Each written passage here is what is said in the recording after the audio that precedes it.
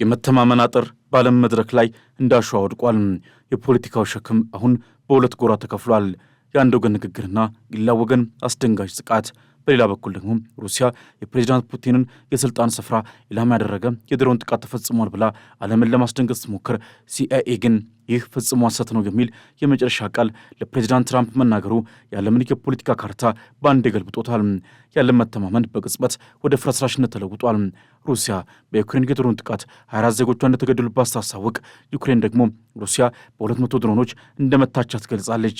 የአሜሪካው ፕሬዚዳንት ዶናልድ ትራምፕም 90 በመቶ ዝግጁ ነው ብሎ ተስፋን የሰነቁበት የሰላም ድርድር አሁን በኬርሰን ሆቴል ፍርስራሽና በዩክሬን የኃይል ማመንጫዎች ጭስ ተሸፍኗል።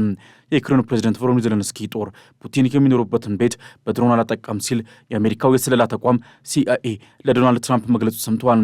ሩሲያ ፑቲን ከሚኖሩበትን ቤት ላይ ጥቃት ተፈጽሟል በሚል የተጠቀመችበትን የድሮን ቪዲዮ ለሕዝብ ይፋ ማድረጉ ይታወቃል። የአሜሪካው የመረጃ ኤጀንሲ ሲአይኤ ግን የዩክሬን ድሮኖች የሩሲያን ፕሬዚዳንት ቭላዲሚር ፑቲን መኖሪያ ኢላማ አላደረጉም በማለት የሩሲያን ክስ ውድቅ አድርጓል። የአሜሪካ የስለላ ተቋም የሩሲያን ክስ ሐሰት እንደሆነ ገምግሟል የተባለ ሲሆን ይህም ፑቲን ክስተቱን በተሳሳተ መንገድ እንዳቀረቡት አመላክቷል ሲል ዘ ኢንዲፔንደንት ዘግቧል። ከዚህ ቀደም ሩሲያ የድሮን ፍርስራሾች ተገኝተዋል የሚል ቪዲዮዎችን ከለቀቀች በኋላ ጥቃቱን የሚያረጋግጡ ፋይሎችን አግኝቻለሁ ብላ ነበር። ዩክሬን ግን ቪዲዮውን አስቂኝ ብላ በመጥራት ሞስኮ የሰላም ድርድሩ ለማፍረስ ክስተቱን ራሷ አዘጋጅታለች ስትል መክሰሷ አይዘነጋም። ይህ በእንዲህ እንዳለ የአካባቢው ባለሥልጣናት እንደተናገሩት አዲሱ ዓመት ሲጀምር ሁለቱ ሀገራት በኃይል ማመንጫ ተቋሞቻቸው ላይ የድሮን ጥቃት ተለዋውጧል። በዘመን መለወጫ ዋዜማ ሩሲያ የዩክሬን ድሮኖች በቁጥጥሯ ስር ባለው ኬርሰን ክልል ውስጥ በተያዘችው ሆርሊ መንደር የሚገኙትን ካፌና ሆቴል መጥተው 24 ሰዎችን ገድለዋል። እንዲሁም 50 ሰዎችን አቁስሏል ስትል አንደኛው ድሮን የእሳት ቃጠሎ የሚያስከትል ፈንጂ እንደያዘም አክላ ገልጻለች። ዩክሬን ግን ጥቃቶቿ የሩሲያን ወታደራዊና የኃይል ማመንጫ ስፍራዎች ብቻ ኢላማ እንዳደረጉ በመግለጽ ሲቪሎችን ማጥቃቱን አሳብላለች። ይህ ክስተት እየተፈጠረ ያለው ደግሞ ሩሲያ የሰላም ድርድሩ ለማፍረስ የፑቲን መኖሪያ ቤት ላይ የተፈጸመ የድሮን ጥቃት ፈጥራለች በሚል ክስ መካከል ነው።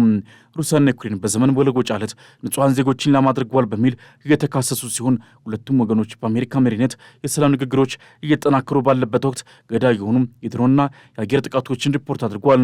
ሞስኮ እንደተናገረችው የዩክሬን ድሮን ጥቃት ሄርሰን ክልል ውስጥ በሆቴልና በካፌ ውስጥ በዓል ያከብሩ በነበሩ ሲቪሎች ላይ ተሰንዝሮ አንድ ሕፃንን ጨምሮ ቢያንስ 24 ሰዎችን ገድሏል። ሞስኮ ይህንን ድርጊት ሆን ተብሎ የተፈጸመ ጥቃትና የጦር ወንጀል ነው በማለት ጠርተዋለች።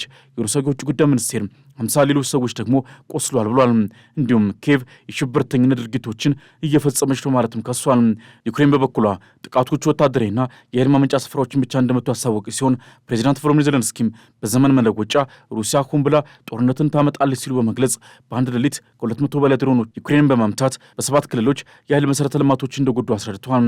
ዜሌንስኪ የሩሲያ የበዓል ሰሞን ጥቃቶች የአየር መከላከያ አቅርቦቶችን ማዘግየት እንደማይቻል በግልጽ ያሳያሉ ብሏል። አጋሮቻችን የሚጎድሩን የመሳሪያ ስሞች ዝርዝር አላቸው። በታህሳስ ወር መጨረሻ ላይ ከአሜሪካ ጋር የተስማማነው ነገር ሁሉ በሰዓቱ ይደርሳል ብለን እንጠብቃለን ሲሉም ከጥቃቱ በኋላ አብራርተዋል። የሞስኮ ከንቲባ ሰርጌይ ሶቢያንን በበኩላቸው የሩሲያ የአገር መከላከያ ክፍሎች በ24 ሰዓታት ውስጥ 35 የዩክሬን ድሮኖችን መጥተዋል ብሏል። ምንም አይነት ጉዳትም ሆነ ሞት እንዳልተመዘገበ ተናግረዋል። በሌላ በኩል የሩሲያ የደህንነት ምክር ቤት ምክትል ሊቀመንበር ዲሚትሪ ሜድቬዴቭ የሆቴሉን ጥቃት የፈጸሙና ያዘዙ ሰዎች ኢላማ መደረግ አለባቸው ሲሉ መዛታቸው በአሜሪካው ፕሬዚዳንት ትራምፕ የሚመራውንና ወደ 4 ዓመት ሊጠጋ የደረሰውን ጦርነት የማቆም ዓላማ ያለው የተጠናከረ የሰላም ንግግር እንዲያደናቅፎት ሰግቷል።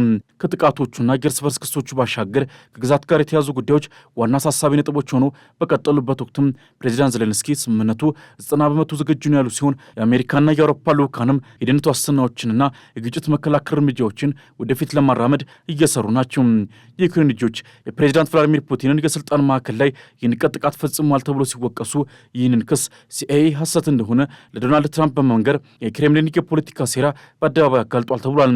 ሩሲያ የሰላም ድርድሩ ለማፍረስ ሆን ተብሎ የተፈጠረ የውሸት ድራማ እንደሆነ አሳይታለች። የድርጊት የመካከለኛው ዘመን ጎራዴና ዘመናዊ የጦር መሳሪያዎች የተጋጠሙበትን ታላቅ የንቀት ጥቃት አሳይቷል። ምክንያቱም ደግሞ የአሜሪካ የሰለላ መረጃ የፑቲንን ቃል ውድቅ ማድረጉ የሩሲያን የሞራል ጥንካሬ ከስር መሰረቱ አናግቶታል። የሩሲያ ውጭ ጉዳይ ሚኒስትር ሰርጌይ ላቭሮቭ በበኩላቸው እንዲህ ያለ የግድየለሽነት እርምጃ ያለአንዳች ምላሽ አይታለፍም ሲሉ የበቀል እሳት እንደሚያነዱ አስጠንቅቀዋል። የአጸፋ ጥቃት የሚፈጸምበት ኢላማና ጊዜ ተለይቷል መባሉም የዓለምን የኃይል ሚዛን በአሰቃቂ ሁኔታ ይፈታተነዋል። ይህ የክሬምሊን ውጥረት በዘመን መለወጫው የድሮን ጥቃት ጋር በቀጥታ ይዋሃዳል። በአሜሪካ መሪነት ከሰላም ንግግሮች እየተካሄዱ ባለበት ወቅት ሩሲያና ዩክሬን ሲቪሎችን ለማድርጓል በሚል ክስ የተለዋወጡ ሲሆን ሩሲያ በክርስን ክልል ውስጥ በሆቴልና ካፌ ላይ በደረሰ የድሮን ጥቃት 24 ሰዎች መሞታቸውን ስትዘግብ፣ ዩክሬን በበኩሏ በኃይል አቅርቦቷ ላይ ከ200 በላይ ድሮኖችን መምታታቸውንና በ7 ክልሎች ላይ ጉዳት ማድረሱን ገልጻለች። ፕሬዚዳንት ዘለንስኪ በዘመን መለወጫ ላይ የተፈጸመው ጥቃት ሩሲያ ሆን ብላ ጦርነትን ለማፋፋም ያደረገችውን ውስጥ ላይ ከሰሰች ሲሆን ይህ ሁሉ ጥቃት የሰላም ድርድሩን ለማፍረስና የዩክሬን ጦርነት የመቋቋም አቅም ለማዳከም የተደረገ ስልታዊ እርምጃ መሆኑን ያመለክታል። የሩሲያ ውጭ ጉዳይ ሚኒስቴር የዩክሬን ጥቃት የሽብር ድርጊትና ከግንባር ወታደራዊ ውድቀት ትኩረትን ለመቀየር የተደረገ ነው ሲል ውንጀላን አቅርቧል። ይህ ደግሞ ትራምፕ ስምምነቱ 90% ዝግጁ ነው ብለው በደስታ ባበሰሩበት ወቅት ሩሲያና ዩክሬን በጦርነትና በውሸት ክስ የመደራደሪያውን ገበታ በቅጽበት እያገለባበጡት ይገኛሉ። የዲፕሎማሲ ሂደት የተረጋጋ ሰላም ለማምጣት ያለውን የጊዜ ገደብ ሙሉ በሙሉ አሳጥሮታል። አሁን ያለው እውነታ ቢኖርም በመሬት ላይ ያለውን ኃይልና ጥይት እንጂ በወረቀት ላይ ያለው ሁኔታ የሚቀየር ያልሆነም። ይህ ሁሉ ጥረት ደግሞ ከሩሲያ ኔቶ ፍጥጫና ከመካከለኛው ምስራቅ ውጥረት ጋር በአንድ ሰንሰለት ላይ የተያያዘ ነው። ሩሲያ ኒኩሌር የመሸከም አቅም ያላቸውን ኦሬሽኒክ ሚሳይሎችን ወደ ቤላሩስ ማዛወሯን ይፋ ማድረጓ የስጋት ማዕበሉ ከዩክሬን አልፎ የኔቶን ደጃፍ እንዳንኳኳ ያሳያል። ፑቲን የሚሳይል ከድምፅ ፍጥነት በ10 እጥፍ በላይ መሆኑ መጥለፍ እንደማይቻል መናገራቸው የአውሮፓን የጸጥታ ድንበሮች መፈተንና ጦርነቱ ወደ ሌሎች አካባቢዎች የመስፋፋት እድሉን ከፍተኛ አድርጎታል። የሩሲያ የኃይል ማማ ወደ ውስጥ ውጥረት ቢኖረውም በውጭ ግን ከሂፐርሶኒክ ማስፈራሯን አጠናክራለች። በሌላኛው የዓለም ክፍል ደግሞ የእስራኤል የስለላ ተቋም ሞሳድ ለኢራን ሕዝብ በአደባባይ ወደ ጎዳና ወጡ ጊዜው ደርሷል ማለቱ የኢራን ስርዓት ከውስጥ በሚፈርስበት ወቅት እስራኤል በሶስትዮሽ ግንባር ላይ ለድንገተኛ ጦርነት እየተዘጋጀች መሆኑን ያሳያል። የኢራን መዳከም ማለት ደግሞ ለፑቲን ትልቅ ድንጋጤ ስለሆነ በመካከለኛው ምስራቅና በምስራቅ አውሮፓ ያለው የኃይል ትግል ከሀገር ወሰን ያለፈ የጥቁር ወርቅና የማዕድን ሀብት መሆኑን ያረጋግጣል።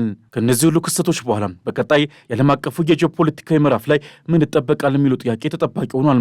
ሩሲያ ክብሯን ለመመለስ ስትል ከዚያ ፊት ታይቶ የማይታወቅ አጸፋዊ ጥቃት በዩክሬን ላይ ልትሰነዝር ትችላለች። የአሜሪካና የአውሮፓ መሪዎችም ለዩክሬን የላቁና የረጅም ርቀት ሚሳይሎችን በፍጥነት የመላክ ዕድላቸውም ይጨምራል። ይህ ደግሞ ሩሲያ የላከችው ኦሬሽኒክ ሚሳይል የኒውክሌር ኃይል ማሳያ ብቻ ሳይሆን የጦርነትን ገደብ ከፍተኛ ደረጃ ላይ እንደሚያደርሰውም ያሳያል። የኔቶ አባላት የጸጥታ ዝግጅታቸውንም በእጅጉ ያጠናክራሉ ተብሎ ይጠበቃል። ትራምፕም ሆኑ ምዕራባውያን መሪዎች የኢኮኖሚ ማዕድንና የመልሶ ግንባታ ላይ ያላቸው ፍላጎት ከፍ ያለ ሲሆን የሰላም ድርድሩ ሙሉ በሙሉ ባይፈርስም የሩሲያ ጥቃትና ውጤቱን ተከትሎ ወደ ሩሲያ ፍላጎት እንዲሄድ ያደርገዋል። የድርድሩ ሂደት ይዘገያል፣ አሊያም ሩሲያ ወደ ሙሉ ይገባኛል ጥያቄ ላይ መልሳል። ግጭቱ አያልቅም፣ ይልቁንም የገንዘብና የኃይል ሽማም ይቀጥላል ተብሎ ይጠበቃል።